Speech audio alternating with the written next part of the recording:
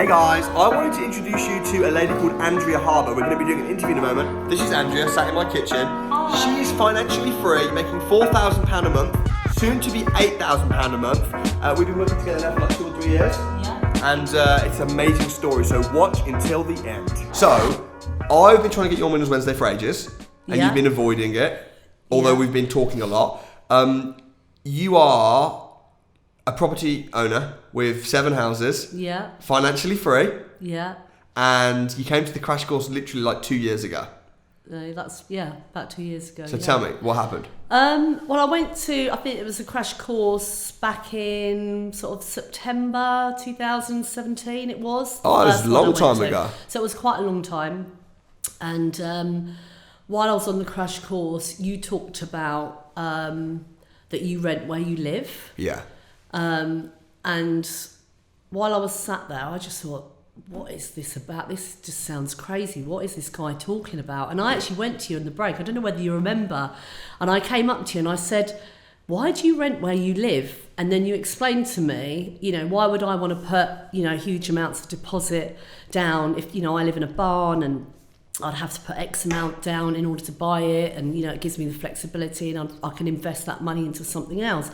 And actually on the break at the crash course, I went and started looking at houses that I could rent for, a lot nicer than where I'm living.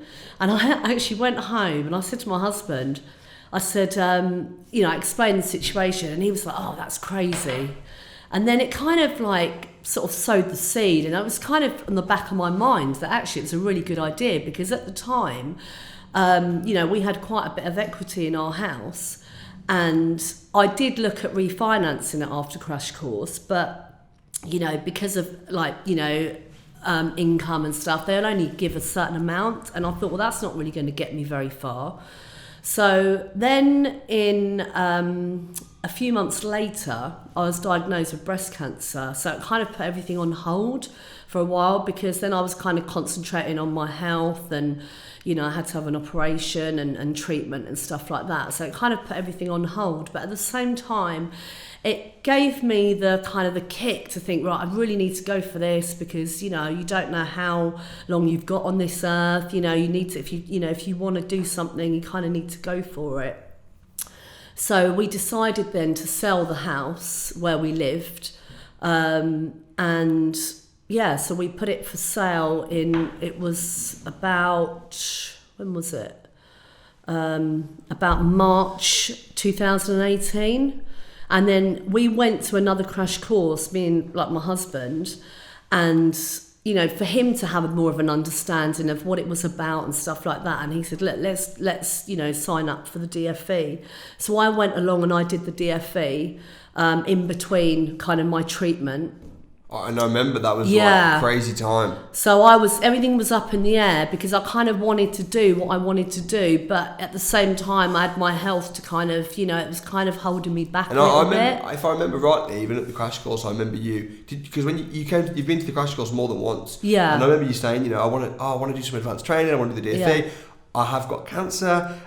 And for me, it was really I didn't even want to advise you or say, oh, do the training or do this, because I'm thinking you've got much bigger fish to fry and things to worry about. So I was trying to mentor you and give you advice and help you on the property side, but also being really mindful that actually, whilst I want you to be financially set up, this is just kind of secondary. Yeah. And we spoke back and forth quite a lot on Facebook over that whole period of time, and it was just, it was just a really, even for me, it made me think a lot. Yeah, it was difficult. You were going through. Yeah, it was a difficult time, and I spoke to Russell as well, and he was like, we'll try and work with you, and obviously then I did the DFE, and that's the deal finding which is a very advanced program. and I learnt so much, those 3 days, and I kind of came away from that. It was kind of a lot more in depth than the crash course, and I came away, and at the time, I think what I learnt from that is the house that I'd bought in Wolverhampton. This was before the crash course? Yeah, the house, because I'd bought a house in Wolverhampton it was probably about June 17, just before I went to the crash course. Was this after watching the videos and stuff? No, this was just kind of like our buy a house in Wolverhampton and rent it out. So who taught you or who showed you or inspired you to buy that house, or did you do it off your own back? Well, what happened was the idea, because I was kind of watching the housing market in Birmingham at the time and thinking, right, prices are shooting up there. You know, I think it's a really good place to invest. And then ironically, you know, this repossession came up in Wolverhampton, and then we lost out on it. And then, you know, when all the stamp duty was coming in, and April it was like, 2016, and then it was like, oh, you know, need to try and buy, you know, to try and get things, you know, before then and stuff. And there was a bit of pressure. So anyway, I ended up buying this house. And then after going on the crash course, I thought, that's probably not a great house that I've bought. And what I learned from it, it's not just about, you know, buying a house and renting it out. There's a lot more to it than that. Yeah. And ironically, now I've sold that house in Wolverhampton. Yeah, I remember you. Yeah. We spoke again a lot about the house. And it was like, it wasn't a good house, you know, and and this is the other thing you talked about a lot, you know, it's not about what the house looks like. You know, some people can be, you know, and I find it a lot in my job as well. People are sort of blinded by, oh, this looks a lovely house, you know, it's really like, you know, pretty and you know, all the flat's really nice, and they're kind of blinded by all these things. But when actually, as an estate agent. So I see it all the time in my job. You know, they're just looking at, oh yeah, that looks really nice, let's buy it and rent it out. But obviously, there's a lot more to it than that. Yeah. So as I said, I ended up selling that one. So you came to the crash course. Yeah. You bought one house in Wolverhampton, which is actually not a great buy. Yeah. And you were living in your house, and you had a lot of equity in the house. Yeah. So then you came to the crash course. Your husband, he's a police officer. Yeah. So he's quite, you know, different, not like probably the way I think about, because I think in the police and stuff as well, it's very much, you know, have a pension and you know, work really hard and really long. So at the crash course, at what point were you like, you know what, this could actually make me a lot of money? When did you realise? Because I know now you do really well, you've got a lot. When did you realise, actually, this is possible? I think it was when I kind of went away from that crash course and then sort of started working out with the equity that we had, what I could use that to invest in and how much money it would make me on a monthly basis. Whereas, you know, obviously having X amount tied up in one house, then you're just like paying a mortgage, and by the end of it, obviously you've paid off your mortgage and, you know, you're living where you live. But it wasn't gonna accelerate the process kind of where I needed it to be, wanted it to go. So I just thought, let's do this. So that's kind of what I did. And okay, so you came onto the deal finding extravaganza. Yeah. You loved it. Yeah. You had your cancer and everything. Yeah. We kept in touch a lot. What happened then? So I had my operation in May, and then I went to Mexico for treatment towards the end of the year. And then like I had the all clear, like all my scans were clear. They never say like with cancer, it's not like, oh, you're like cancer free. They kind of say you're in remission. So I'm always very mindful of that. Yeah. And I think that's what's made me just want to kind of go for this. But everybody's always got the potential of getting something or even dying. And when you were given the not all clear, but okay, what you had, the cancer that you had is now gone. I remember we spoke, and it was just like a relief. And massive. it is. And you know, I obviously have setbacks where, you know, I've had friends that we've kind of met up and we've diagnosed at the same time, and they've recently died, and you know, and that can be quite difficult. Because you just think, you know, can it happen to me, or is it going to happen to me? So you've always got that worry. So I think one thing the cancer has taught me, apart from it obviously being a really negative thing, is to you know, people in life, they just kind of like bog along and just kind of, you know, do their thing, and it's just made me want to really go for what I'm doing and learn as much as I can. You know, I watch your videos, like podcasts, you know, read books, and all the time I kind of like immerse myself in as much like information to learn all the time, so I can grow. And it's been difficult, you know, the last sort of, it's kind of not gone, and this is why, you said, why are you coming on Winners on a Wednesday? And it's not gone as quick as I hoped it would, because, like my house that I bought in Blackpool took about just over a year to complete. I know, it's insane. Yeah, and the stress of that, because it was a commercial sale, it was quite in depth. Yeah. And actually on the day after completion, it was crazy because I thought, I don't need to be hounding the solicitors anymore. And it was like, I'm quite free, it's like... It'd become part of your routine, right? It was just like a part of my daily routine, literally for a year. But you know what, though? Sometimes things can take a long time. And as frustrating as it is, that is part of the business. And I know you've had that, and you've had issues. You've had issues with tenants. Yeah.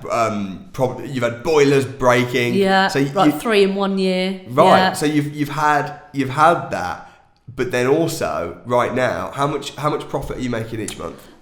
So at the moment, currently, one house is sort of we're doing a 7-bed HMO. So we're having a double-storey side extension to make that a 7-bed HMO with 6 bathrooms. So currently we're making about 4,200 on the properties at the moment. But currently right now, 4,200 is your profit right now. Yeah, however, after paying sort of mortgages and things like that. All your costs. So 4,200 is your profit right now. However, once you get this few things sorted with the planning and stuff like that, which you will, what's your profit going to be? It will be about 8,000. Which is amazing. Yeah. I mean, 8,000 a month coming from property is worth the headaches that you've had. Yeah. Well, it will get there, because it's just kind of putting, because at the moment I just feel like where we're doing refurbs and we've had planning and this, and you're just kind of paying out a lot of money. Yeah.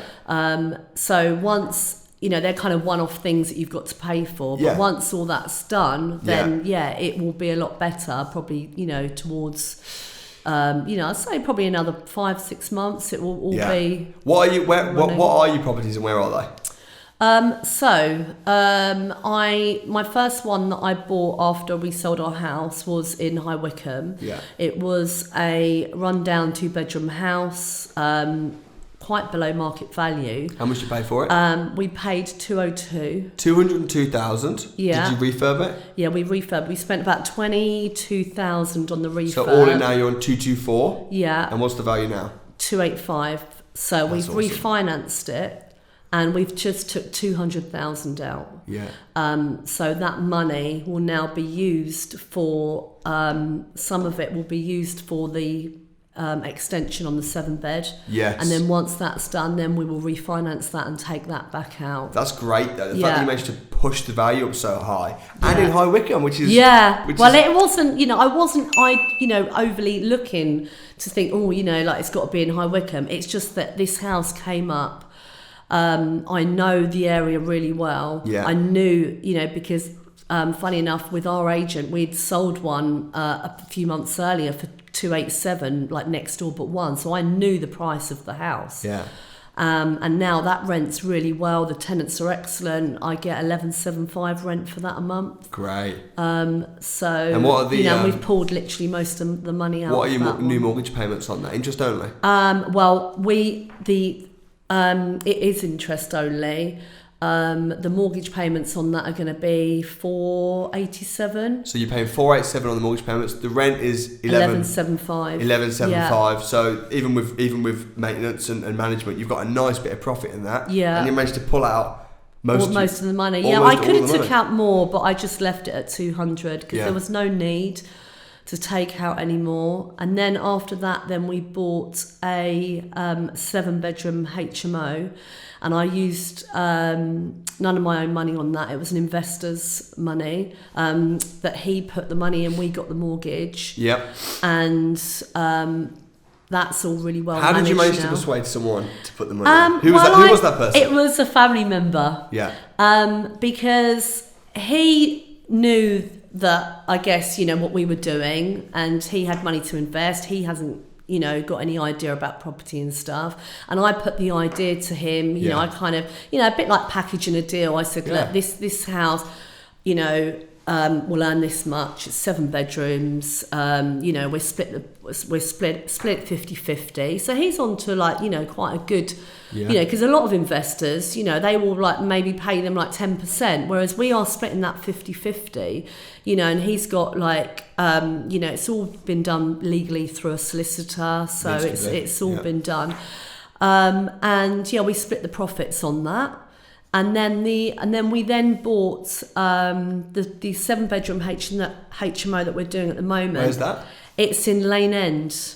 It's quite near Marlow, in Buckinghamshire. Yeah. So these are like all quite close to your house. Because again, we bought that below market value because houses in that road they sell for about $325. I got it for $260 because it was being sold through the council. Yeah. So I managed to, you know, build quite a good relationship with the estate agent, and because we bought it cash, we were able to secure it at that price. And yeah, he's put all the money into that, and then I'm paying for the refurb, and so then that's we the will third split deal. that. Yeah. So the same person's put the money in. Same money, yeah. That's great. So, you know, and again, you know, it will be a 50-50. He's got first legal charge on the house. Yeah. That's all again done. But you know what? That's really interesting when you do it right. Like from his perspective, as you said, he doesn't know anything about investing in property. Yeah. But because you do, it's actually your knowledge and your experience now, which has brought your value. Yeah. So the value that you're bringing to the table, which is the deal itself, the knowledge, the experience, is actually just as valuable as the money that he's bringing to the table. Yeah. Which is the perfect joint venture. Yeah. Well, it works really well. And that, you know, I try and, you know, I give him a statement each month of, you know, what's been the expenditure on the properties, and you know what he gets, and everything is kind of listed for him, you know, and I try and kind of simplify it as much as I can because he doesn't want to get too much into it. Yeah. But I want to be as like transparent with it. Yeah. You know, so he understands. You know, obviously if something goes wrong, then that's why it's been less money that he's got that month, and so on. So you've got one in Blackpool, which was that number 4? Yeah, so that's the last one to finally complete. It completed in November last year. But you've got 7. Yeah, but we had 3 others that we had before. Okay. Yeah. Where are those? But well, it was our one is in Slough. Yeah. And 2 are in High Wycombe. Okay. But that was our family, and why kind of we started with all of this, you know, originally was because we sold our family home back. Well, we didn't sell it actually. We were trying to sell it back in 2011. Because I was pregnant with Bella, and we just couldn't sell the house in time, and obviously we really wanted to move, and we managed to kind of, you know, refinance things, so we were able to rent out our family house and move, and then in that 6 years between sort of 2011 and sort of 2017, the house price just They just shot up, and we were almost at that point where we could have paid off our mortgage in our house where we were living by selling our original family home. Yeah. And Spencer said, like my husband, he said, well, why don't we just do that then? And I said, because we're too young to do that. We need to kind of try and progress with this, and by paying off the mortgage and just like living happily, it's not going to move things in the right direction. But you know what? That's what we're told to do. We're told to work hard, save up money, buy a house, pay off the mortgage. That's why when I'm talking about rent where you live and investment, it freaks people out. Yeah. Like it freaked you out. Yeah. Like, that's weird. I just thought this just doesn't sound right. But obviously the more research I did, and I listened to Grant Cardone in one of his videos, he talks a lot about renting where you live. Same. And then there was some other YouTube things, you know, channels that I watched on it. And the more I listened to it, I totally got it. Yeah. And my family, you know, like they just thought we were crazy. You know, even my mum today, she was like, yeah, but you do rent where you live. You know, you're only renting this house. I'm like, yeah, but there's a bigger picture. It's not like I'm renting that house and I don't own any other houses. It doesn't matter that I just happen to be renting the one where I'm living. Yeah. Because you've got 7 others. Yeah. And you're making over 4,000 a month, soon to be doubled. Yeah. I mean, when you actually, I know you've had a tough few years, especially on the health side. the property side hasn't been easy. Yeah. But actually what you've achieved is amazing. And not only what you've achieved financially with the property, but also Bella, how old is Bella? She's 8. She's 8 years old now. Yeah. Even she's like getting into it. Yeah. You brought her to the crash course. Yeah, she wanted to meet you. Yeah, and she said, I was coming today. She went, Mum, can't I come to this? And I was like, what are you going to talk about? But you should definitely get her on the channel. Yeah, she's so But funny. she's really into it though. Yeah. And she sees what you're doing. Yeah. And she's like, and I've seen her on videos. I've seen her, reading my Buy Rent High book. Yeah. And going out on the viewings. Yeah, she does. She likes it, although she doesn't like some of the houses I take her to. She thinks because they're ugly. sometimes I pretend that we're going to move there. And she's like, Mummy, I don't want to live in this house. The ugly houses make the most money though. Yeah. Another thing is, interestingly, I know that you're financially free, but you're choosing to still work, but not that much. You're working a few days a month. Yeah. Doing what?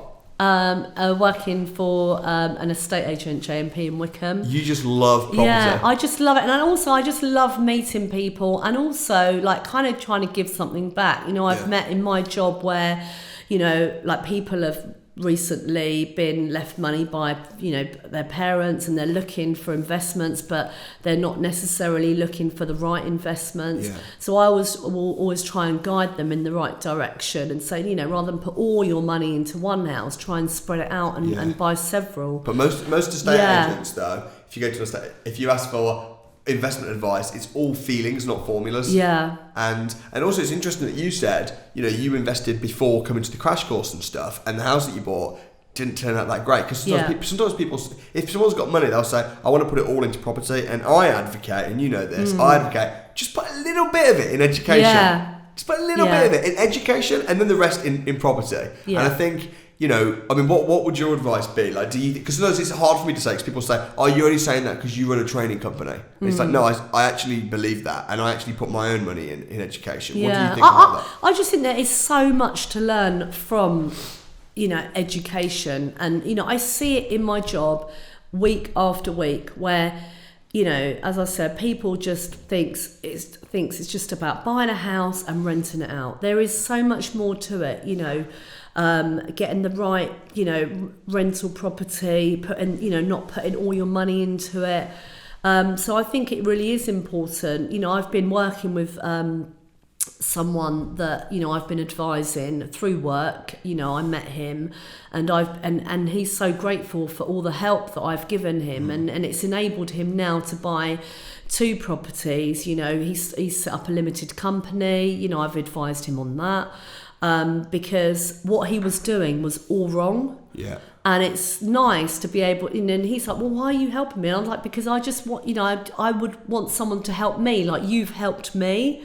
And I think it's good to give something back and advise people, if you know something that, can work better, then help people. There's nothing wrong with helping people. Yeah, and I see you've not only have you been successful, but you've got a big heart, and you've become friends. You're friends with my wife. You helped me move to Buckinghamshire. Yes, I know. And I found this house, and then you were like, "Oh right, okay." So yeah, we. Did you find this house and send it to Amanda? I sent it to I sent it to you actually. So are you saying? And then I, because it was funny, because when you moved to this house and I saw it on the video, I thought I've seen that house before. That's and crazy. I scrolled back through our messages, and I thought, and I'd sent you this house. And of course, by the way, for anyone that's wondering, I rent this house. Yeah. Because the same way that you now rent your house, it makes sense financially. So basically, if it wasn't for Andrea, I wouldn't be living in this nice house. Yeah, maybe. And you even suggested the whole area. That area, yeah, because you were looking at Richmond at the time, and I said, look at Beaconsfield, because obviously you can get to London in sort of, I don't know, it's like 25 minutes or something. Yeah. It's really good schools around here. Kind of had a little bit, because I always end up finding people houses, kind of what I do. And I had a little bit, look on Rightmove, and I thought, that's a great house. Because you sort of said your budget, and I was like, this will be a great house. And then obviously, you and it was under budget. Yeah, because So what can I say? So no, that's great. So grateful for that. I'm sure Amanda's even more grateful. But so what are the plans now? 2020. What's the? So the plan now is to get the house in Blackpool finished. Because it's 7 flats.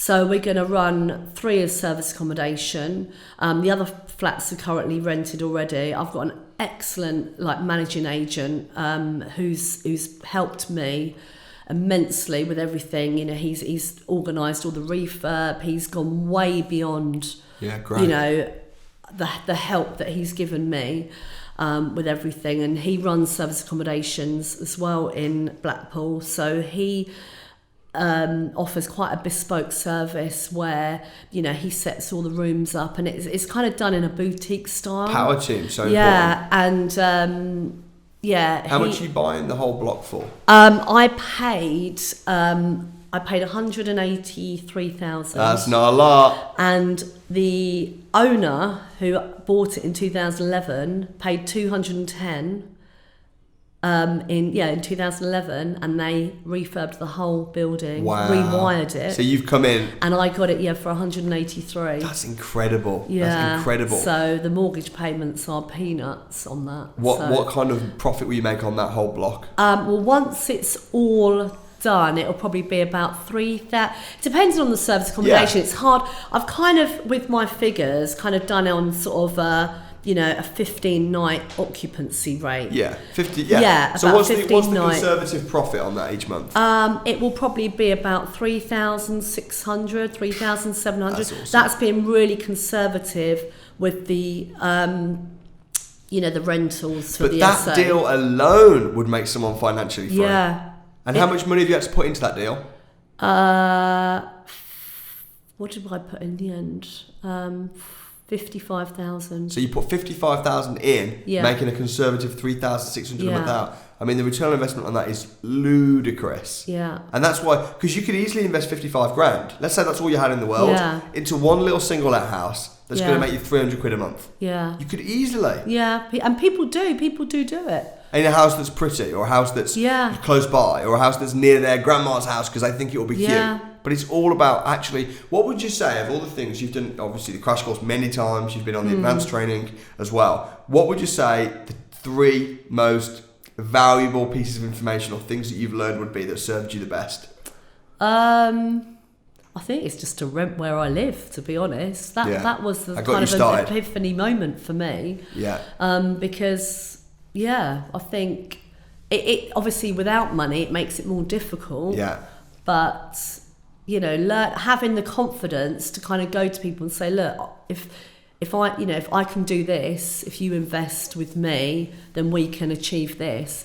I think that's another thing that. Okay, so one is renting where you live. Yeah. Because you suddenly selling your house gave you a load of cash, which is great. 2 is having the confidence to be able to approach joint other venture, people, which you've done very successfully. 3rd thing. Talk to me about finding good deals, because before you came on the crash course you invested in a bad deal, now you're investing in ridiculously good deals. How do you find good deals? I think that's the thing, it teaches you to how to find the good deals and to I just think it gives you an overall awareness of what's good and what's not. So it kind of taught me that, because obviously on the crash course you learn about getting a good ROI on properties and just kind of maximising the money that you put in to what you can get out. And that's kind of ultimately what it teaches you. Whereas in my job, people just think, oh yeah, that's a pretty house, I'll buy that and rent it out. Yeah. Do you think more estate agents should get educated? Yeah, definitely. Because then they'd be doing my job for me. Yeah, I don't think they. Yeah, I wouldn't like to say too much. No, not knocking. Listen, I've been an estate agent. Yeah. I worked as an estate agent for 3 months, and I think if every estate agent in the country went on my crash course solely to be able to offer good advice to the investors, imagine how much easier it would be. Pick up the phone to an estate agent, and they go, actually, and they understand the language, and they understand. I think it'd be great.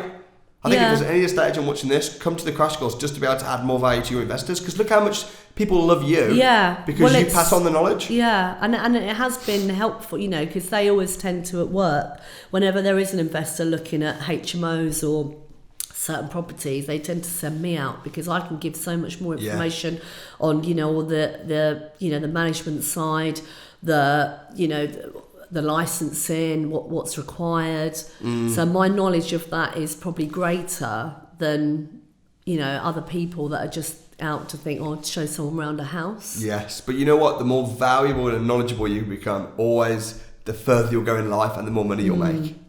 Yeah.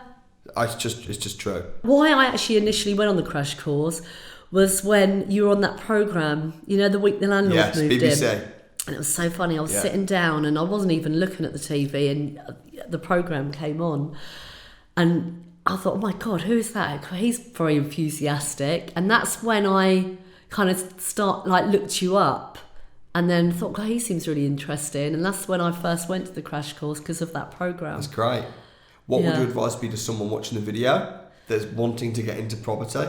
I would say go along to the crash course, read your book, Buy Low, Rent High, read other books, as many books as you can about property, because you do learn a lot, listen to podcasts.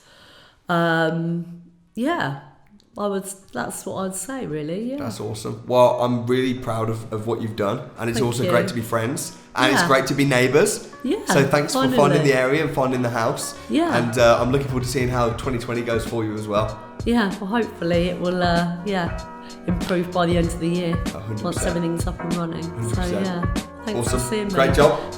I hope you enjoyed the interview with Andrea Harber. She's an amazing person. But here's the thing, you gotta get the knowledge. So if you're about to invest in a property, please, I urge you, do not do it before going to the Property Investors Crash Course. I will leave a link in the description. You can also get booked on for free. There's a £1 booking fee, but the crash course is free, and you get booked on right here. Go ahead. I'll see you there.